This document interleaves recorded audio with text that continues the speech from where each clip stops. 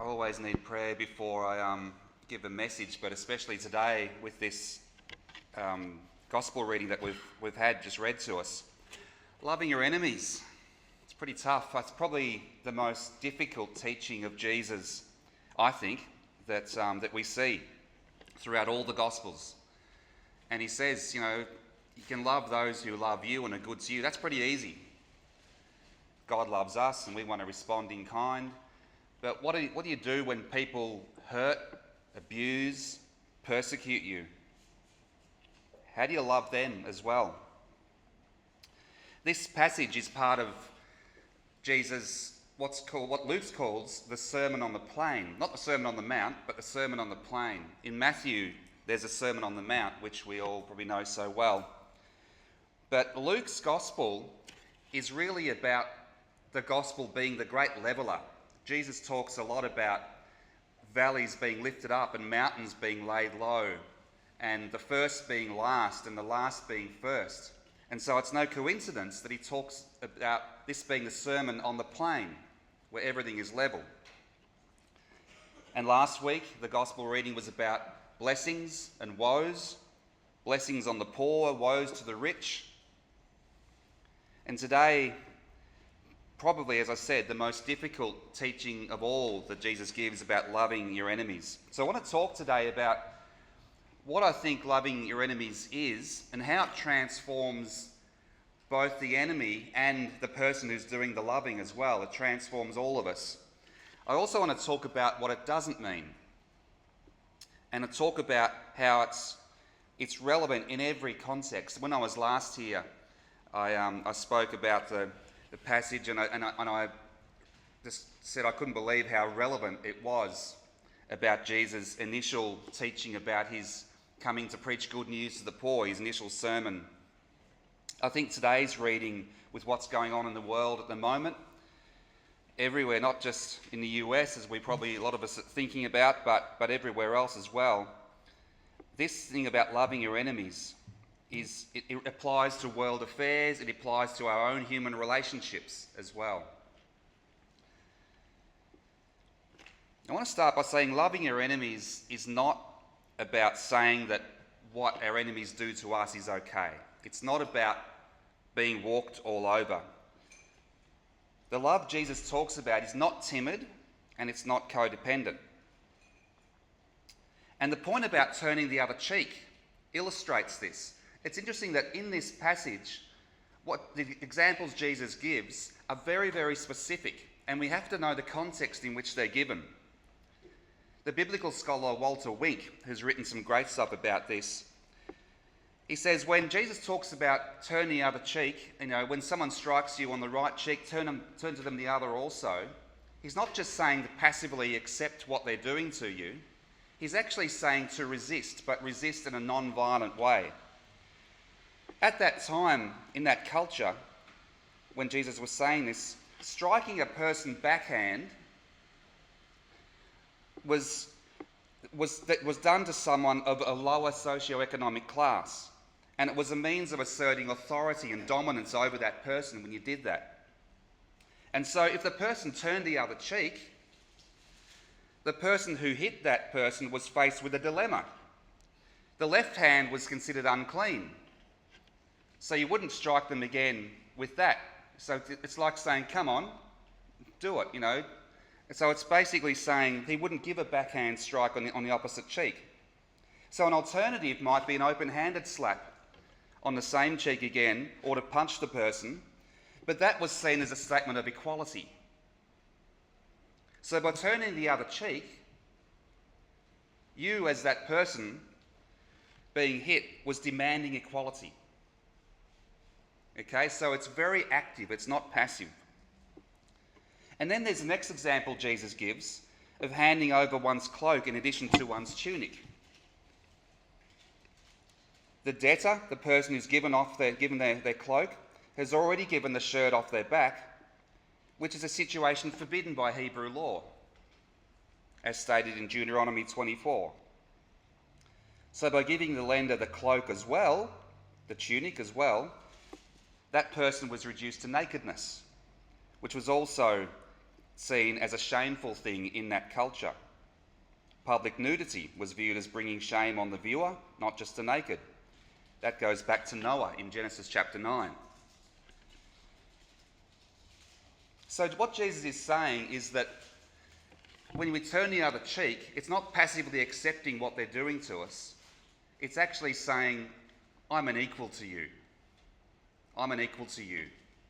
I'm not inferior to you. When I was in Memphis a few years ago, at the Civil Rights Museum, where Martin Luther King was assassinated, that was also the place where the reason King went to Memphis originally at that time in 1968 was to support sanitation workers who were going on strike.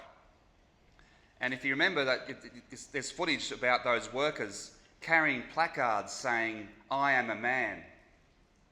Because in that culture, an African American was often considered a boy. But these are people saying, no, I'm equal to you. I'm a man, just like you are. Obviously women as well. So what Jesus is saying is very, very active. Loving your enemies is an active thing. And the idea of turning the other cheek is also a way of saying, I'm not going to add to your violence by committing my own violence. Gandhi said the old law of an eye for an eye just leaves everybody blind. So loving your enemy doesn't mean not acting in your own self-interest. It's interesting that we often see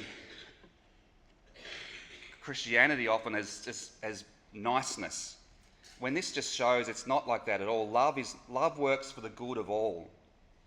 When we love others, including our enemies, we are transformed ourselves. We are loving ourselves in the process. Because as Dr. King said, loving your enemies is trying to work for the transformation of the oppressor as well. Because when we hurt others, our humanity is diminished. If I hurt you, I'm acting less human and being less the person I was created to be. And when we give away our love to others, we're not in deficit.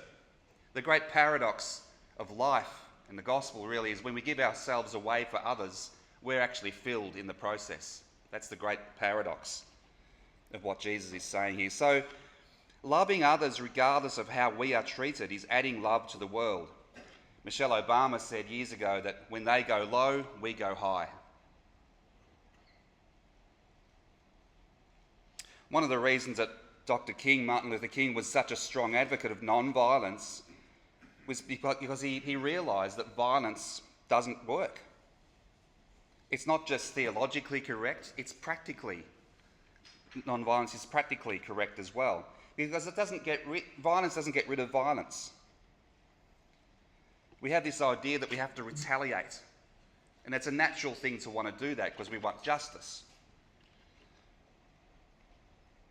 Some years ago, a researcher named Erica Chenoweth in the US did a study on the effects of non-violent resistance in campaigns. And she looked at situations throughout history from the year 1900 up to 2015, so 115 years.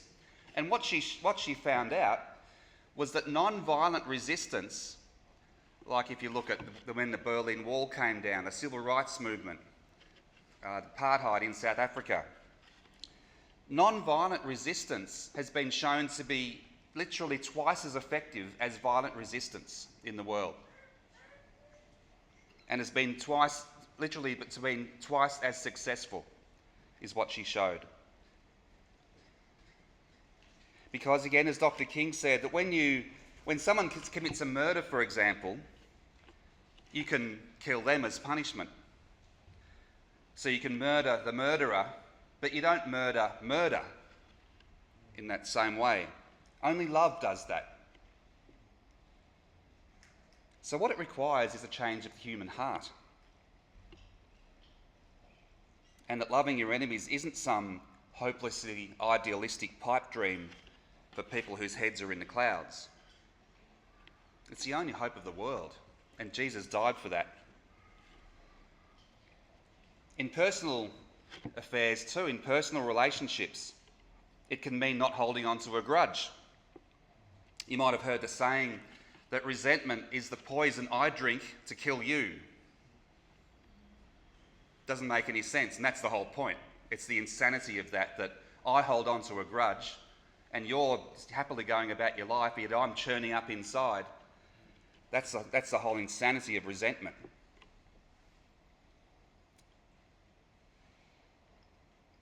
So who's it hurting? I had a situation like this a few weeks ago. I struggle with anger sometimes. That might surprise some of you. Some people think I'm the nicest person going around. But I struggle with this sort of stuff. A couple of weeks ago I was on the road and this guy pulled out in front of me. I had to slam on the brakes. And I thought things I'm not going to say here. And I thought, how's that person going to know what they did wrong if I don't tell them? Because how are they going to grow? Now, I was the righteous crusader. But what I've been taught, and what Jesus says, is to pray for those who persecute you. Now, I wasn't being persecuted, that word is bandied around too much. But in that moment, that person, I was angry at that person. So I prayed for the person. Now, I wanted to pray, God, show them how stupid they were. But I prayed that they would have a good rest of the day. That was hard. I didn't feel like praying that, but I did pray that eventually. I had to pray it a few times. But I ended up going home then, and I arrived home feeling much calmer, much more at peace in myself. And that's what happens when we pray for the people who hurt us. Now, what that, again, doesn't mean is that we let people get away with things. Loving our enemies may mean not having contact with people who hurt us as well. About a year or two ago, I spoke up here about forgiveness. And again, Jesus talks about forgiveness in this reading. And I spoke about a situation that I had gone through a few years earlier with a close family member who had hurt me a lot, who had inflicted a lot of abuse on me in my early years, in my late teens and early 20s. And I had this rage inside me for years. I would have dreams sometimes where in the dream I wanted to kill this person. And I got to a point where a few years ago this stuff came up again. It triggered these emotions in me again. And I thought, I just don't want to be angry anymore. But I was angry. And so I spoke to a therapist about it. And I had good therapy. And I went through a period of cutting off contact with this person for 6 months. And that was a real healing time for me. And it took that amount of time to heal. And I was able to come to a point eventually where beforehand I knew in my head I had to forgive, but it wasn't in my heart. And I had to come to a point where I could say about this person what they did to me so many years earlier, they should never have done, but they did, and I can't change it, and I can move on. But it took that, working through that stuff. And so if you've been hurt, and someone tells you that you should be over this by now, that's garbage. Don't listen to that. Don't let anyone tell you that you should be over something now. Yes, we do need to forgive, but it takes time. It takes as long as it takes. For some people, it'll take a short amount of time.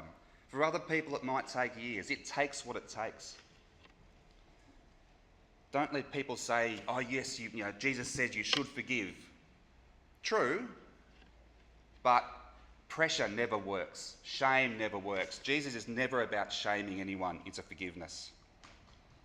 It's always calling to a better way, and each of us are different. It takes as long as it takes. For me, it had to take many months to work through that. And then afterwards, when I resumed contact with that person, I didn't have that rage in me. Whereas previously it might have been at its worst a 9 out of 10, it was now probably a 1 out of 10. So forgiveness has to come from the heart.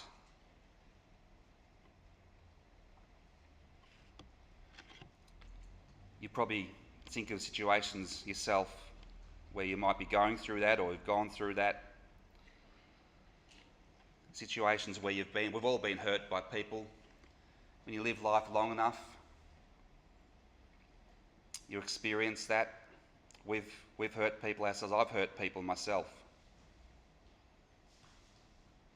So coming to a place of loving our enemies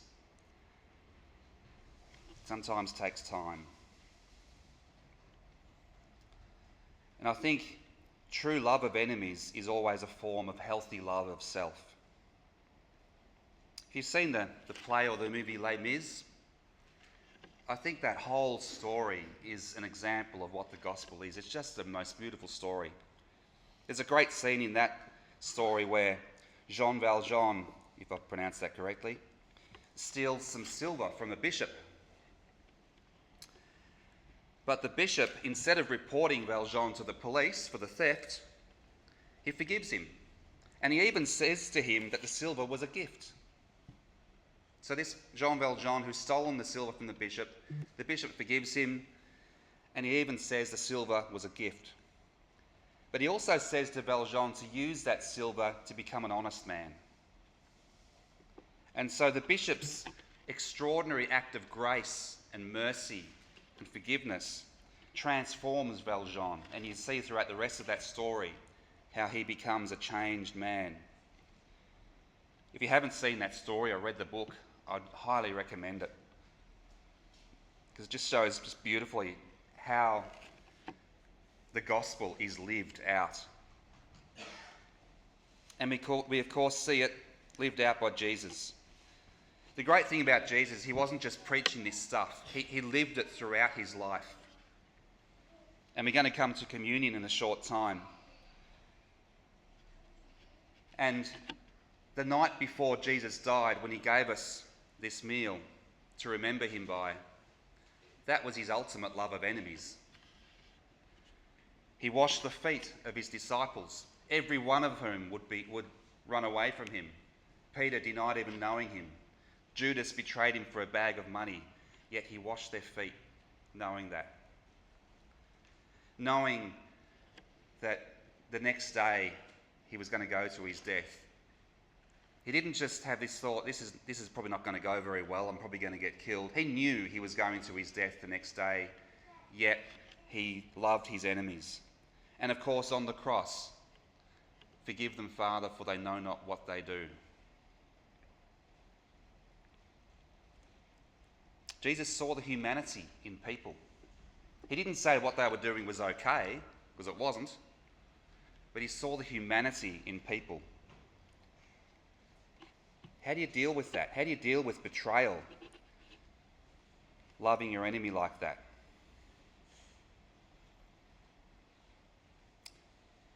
Because love understands the act, the evil act, without condoning that evil act.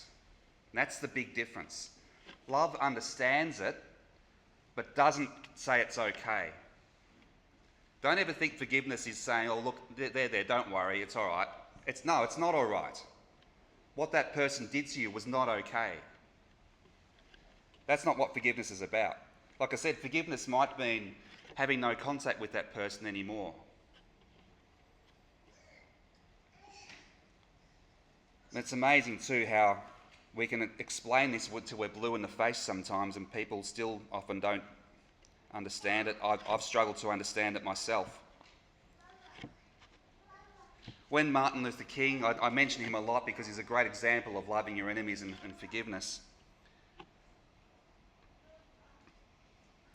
When he talked about this, he said that love is about seeing and wanting transformation in the other person.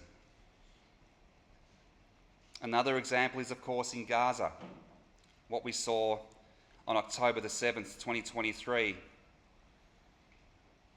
what Hamas did in butchering so many innocent Israeli citizens.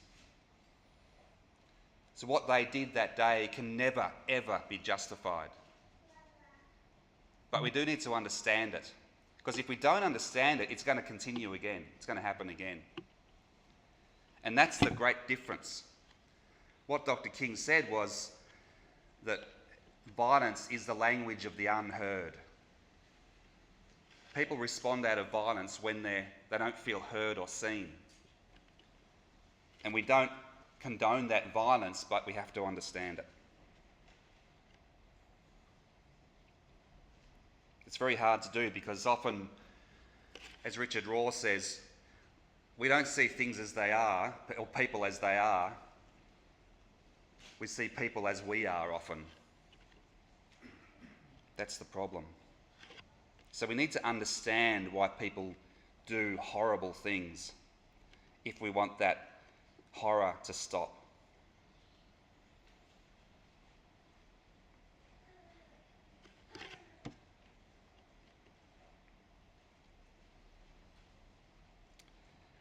There's a great myth in international circles when countries invade other countries, that we have to retaliate. It's a myth as well. It's a lie. The early Christians in the first 300 years of the church were pacifists, basically. Basically, no Christian in the first 300 years of the church entered the army because it was just a given that following Jesus meant being a pacifist, meant being non-violent. Hardly any followers of Jesus joined the Roman army in those first 300 years because they knew that was what Jesus is like, because Jesus said to love your enemies. Now, when Christianity became the state religion in the 4th century, that's when it all went pear-shaped, because loving your enemies didn't really work when you then had to conquer your enemies. And we see that with the whole Christian nationalism thing in the US, where it's all about might and power and demonising immigrants, which is just the exact opposite of what Jesus is on about. Because what Jesus calls us to is costly, sacrificial, servant love, regardless of how we're treated.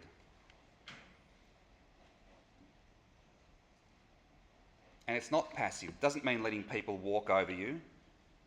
Because as St. Paul says, we are to resist evil. We're not just to let it happen to us. We are to resist it. But we're to resist it with love. That's what he says. It's a different way of resisting evil. Not just because Jesus says so, although that's the ultimate reason, I think, but because history says so as well. And we ignore history and ignore Jesus at our own peril. Some weeks ago, I was sitting in a Catholic church with one of my clients I do mental health work with, and we were sitting there in silence. I was looking up at the crucifix. You know, in Catholic church, they have the crucifix, Jesus on the cross. And Jesus is there, head bowed, nails in his hands. And it just really hit me again that God himself came to earth and we killed him. John 1 says he was rejected by his own people. Yet to his dying breath, he didn't seek vengeance when he could have. He didn't want God to smite them. So we're talking about Christian music. There's David Meese. There's a bit of a hark back to the 80s if you remember that name. He had a song which said that Jesus could have called 10,000 angels to come and smite the people who killed him, but he didn't. He said, "Father, forgive them, for they know not what they do." Jesus refused to fight violence with violence. He said those that live by the sword die by the sword. Violence just breeds more violence. He would rather die than fight violence with violence, and that's what he did. So when he says love your enemies, he lived it out. So real love doesn't respond or react out of its own hurt. It loves in response. And that's what we need to transform and heal our own pain, because we all have pain. Some of us have a lot more than others. But again, as Richard Rohr says, if we don't transform our pain, we'll transmit it. Hurt people hurt people. And transformed people transform people. When you're hurt by someone, and you can come to a point sooner or later, when you see that person as a hurt individual themselves, you can learn to not take it personally. and rise to love them out of a heart of pity, compassion, and mercy. And that's what changes the world. It's those relationships, that love, which changes the world. When I was in the West Bank 7 years ago in 2018, the group I was with met groups of Jews and Palestinians who are working together to create peace, where there's so much enmity between them. There's actually a lot of groups like that who are working together for peace, which we don't hear about. One of the groups we spoke to was a group called the Parents Circle Family Forum. And I might have mentioned this here once before, but it's worth mentioning again. They're a group of about 600 Jews and Palestinians who have all lost loved ones in the conflict over there. And they say they're unique in the sense that they're probably one of the only groups in the world that doesn't want to grow any bigger, because to be a part of that group you have to have lost a loved one. So they come together out of combined tragedy. And a Jewish guy there that we met, there was a guy in his late 60s who had lost his daughter to a suicide bomber about 20 years earlier, to a Palestinian suicide bomber. And the young Palestinian guy with him was a guy who had lost his sister to an Israeli sniper some years before. And they were now working for peace. The Jewish guy said that when he lost his daughter, he was just filled with rage. He wanted to just kill all Palestinians. They were all murderers in his mind. And eventually he came to a point where that wasn't going to bring back his daughter. So he thought, what can I do to create peace? So he started this group. The Jewish man, Rami was his name, at one stage put his arm around the Palestinian guy, Arab was his name, and he said, "This is my son." That's, blessed are the peacemakers. I don't know where Rami stands in terms of faith in God, but he's a peacemaker according to Jesus. He's a child of God. Jesus said, "Blessed are the peacemakers, they will be called children of God." That's those relationships. They're now working for peace, as many other Jews and Palestinians are over there as well. That's love of enemies. It was Abraham Lincoln who said, "The best way to destroy your enemy is turn them into a friend." Now again, sometimes that's not possible and not appropriate. But if that can happen, great, but sometimes it can't. But it's the ministry of reconciliation that we're all called to. Because according to Jesus, nothing matters in life more than love. Love of God and love of neighbour are inseparable according to Jesus. When the guy asked Jesus, "What's the greatest commandment?" he gave two commandments. He said, "Love God, but also love your neighbour," because he didn't separate them. So now more than ever, with what's happening in the world, Christians need to step up and commit ourselves, surrender ourselves totally, utterly, completely to Jesus. Destroying our enemies won't do it. Turning Gaza into Donald Trump's real estate opportunity won't do it. Telling people that Ukraine started that war won't do it. That'll just make it worse. There's just a huge breakdown of trust in the world. We fear each other, so we distance ourselves from each other. And we therefore depersonalise the other. We call them them. And so we make it easier to hurt each other in the process. And the cycle then continues. Love interrupts that cycle, especially love of enemies. I wore this t-shirt today, I'm not sure if you can see it. It's by a cartoonist by the name of David Hayward. He calls himself the Naked Pastor. And he draws all these provocative cartoons. And this one is about these people drawing all these lines, and Jesus is there rubbing them all out. And that's what it's all about. Tearing down the walls of hostility.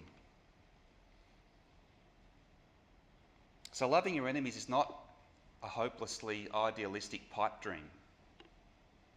It's the only hope we've got as the world, in the world. So when Jesus says love your enemies, it's a challenge, but it's an encouragement as well.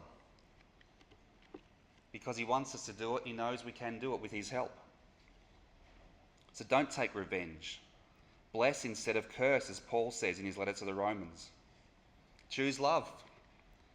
Emulate Jesus in loving your enemies. Because even though they might not respond in kind, you'll be doing what's right. And you'll be continuing to bring the kingdom of God on earth as it is in heaven. So as we move into communion now, is someone who's going to come up? Is it Nadine? Thanks, Nadine. Sorry? I've got a song. You got a song? Yeah. Okay.